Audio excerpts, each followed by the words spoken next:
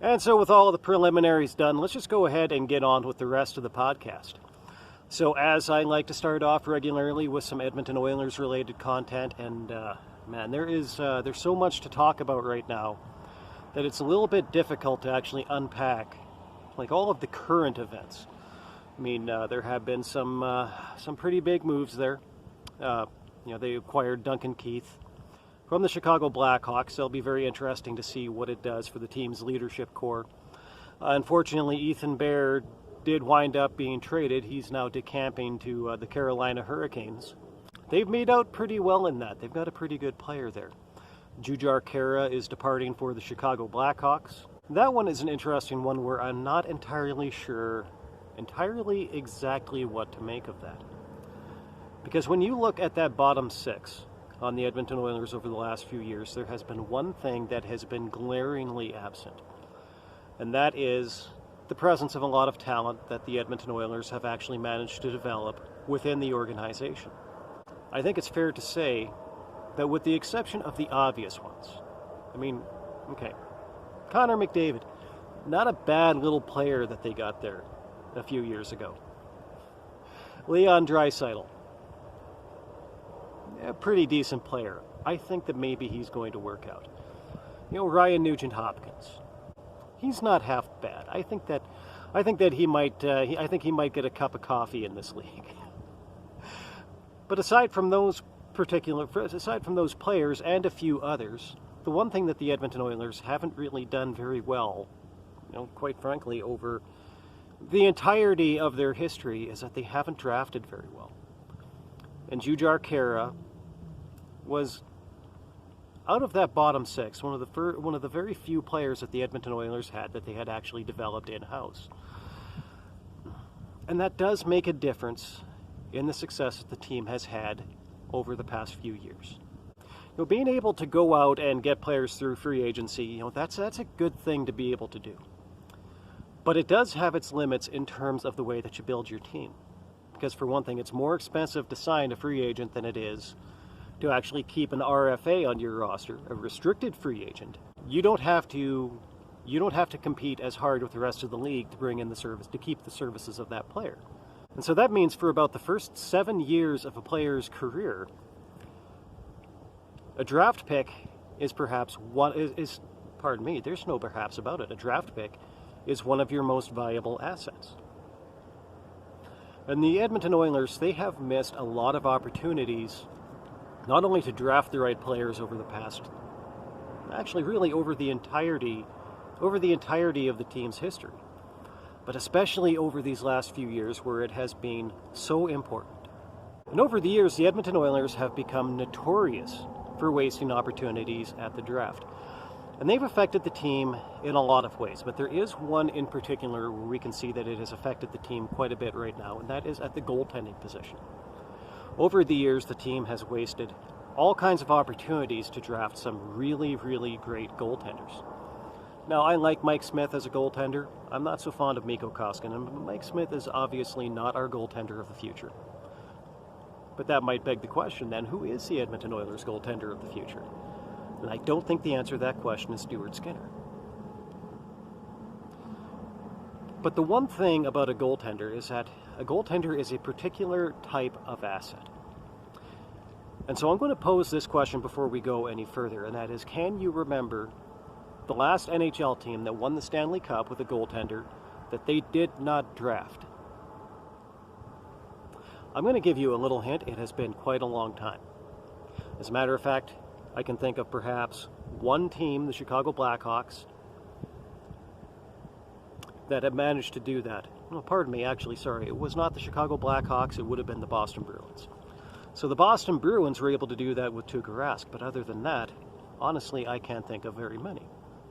And in the salary cap era, I think that there's a very good reason for that, and that is because when you are trying to acquire a goaltender, you have to consider what it is that you're giving up in terms of a resource and what you're getting back.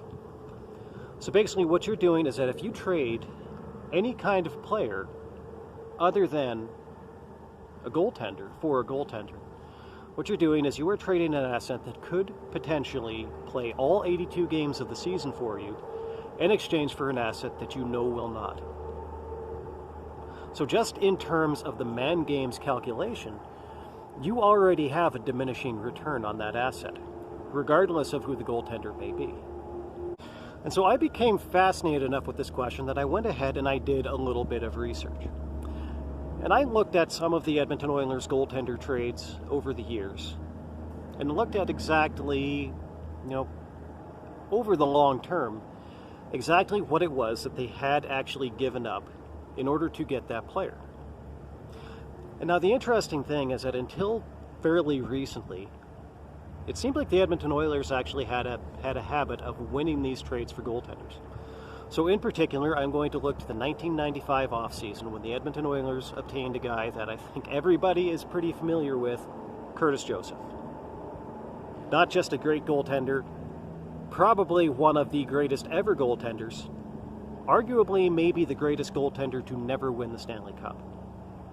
And so the Edmonton Oilers, they acquired him in 1995, along with the rights to Mike Grier, who was another fantastic player for the Oilers.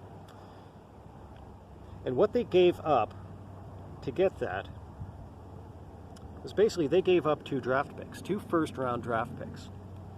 So they gave up their first-round draft pick in 1996 and their first-round draft pick in 1997. So hands down across, just looking at it at face value, the Edmonton Oilers, they definitely won that trade. But over the long run, when you look at some of the things that they could have done with these draft picks, you have to ask yourself whether or not they actually did win that trade over the long run. In order to kind of draw that conclusion, you actually have to reel back a little bit. So let's actually look back to the draft immediately before that particular offseason. Let's look at the 1994 entry draft. And so the Edmonton Oilers that year, they got their draft picks about half right in the first round. And so with the 6th overall draft pick, the Edmonton Oilers drafted Ryan Smith. Pretty okay player.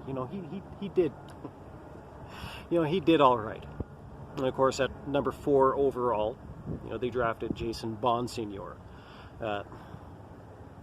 One of the biggest draft busts in NHL history, and during this period of time, the Edmonton Oilers, had a history of that sort of thing. And there were actually a lot of players that the Oilers passed over in the draft that year. And just to give you a sense of the kind of goaltender that the Edmonton Oilers could have found in the draft that year if they hadn't drafted Jason Bonsignor, this was a tremendous missed opportunity. I'm going to read to you 3 names here. Dan Cloutier, Marty Turco, a guy that Edmonton Oilers fans have, some passing familiarity with, and Jose Theodore. Now, any one of those guys could have been the Edmonton Oilers goaltender of the future for quite a long time. And so I think it's fair to ask the question, as if they have drafted any one of those guys, would they have even needed to draft Curtis Joseph in the first place? Pardon me, would they have needed to trade for Curtis Joseph in the first place? And this is a very real question. Because when you take a look at those 2 draft picks that they traded to the St. Louis Blues in exchange for Curtis Joseph, this is basically what they gave up. The 1996 first-round draft selection for the St. Louis Blues was a guy by the name of Marty Reisner, a guy who eventually wound up playing a very long and distinguished career for the Edmonton Oilers. But not until after they traded Doug Weight in order to get him. The St. Louis Blues 1997 draft pick was admittedly a little bit of a bust for them, but here are some more names. These are players that could have been taken with that particular draft pick. Brendan Morrow, Scott Hannon, Maxim Afinogenov, Brian Campbell. And as a matter of fact, if they had wanted to go this route, they even could have gotten Mike York with that draft pick that they gave up. another player that they eventually brought into the team via trade. Now, it is fair to note that this is all in hindsight. So at the NHL draft, there is really no way, to look into the future and see exactly what every player will turn into. But the simple fact of the matter is that those three players that I named in the previous one, these three goaltenders, that was a huge missed opportunity by the Edmonton Oilers. And in particular, I think it's worth noting that some of these assets that they wound up either giving up or taking a pass on one way or the other were guys that eventually they did go out and have to chase after and have to trade even more assets in order to acquire. I mean, Marty Reisner, as I previously mentioned, he was a guy that came back in the Doug Weight trade. Mike York came back in the Tom Poti trade. Now, of course, the economics for the team were not then what they are now, and what had actually forced their hand in each of those trades was that, it was basically financial considerations. They could not afford to keep those players indefinitely. But I think it is fascinating to look into the past and see exactly how much just one little different decision at one particular stage of this team's history could have made a tremendous difference to literally the last 30 years of this team. And really, when you think about it, missed opportunities are what have written the history of this team. And really, what you think, when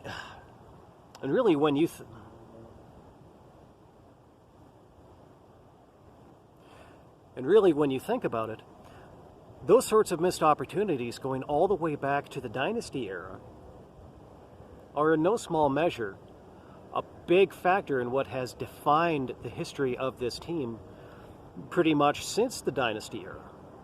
Now, I'm personally not of the opinion that those missed opportunities, have created a present or even a future for this team that is written in stone. I do still have a lot of faith in Ken Holland that he can make the kind of changes to this team that will push them to that next level that they need to get to. And they have made some very interesting changes in this offseason.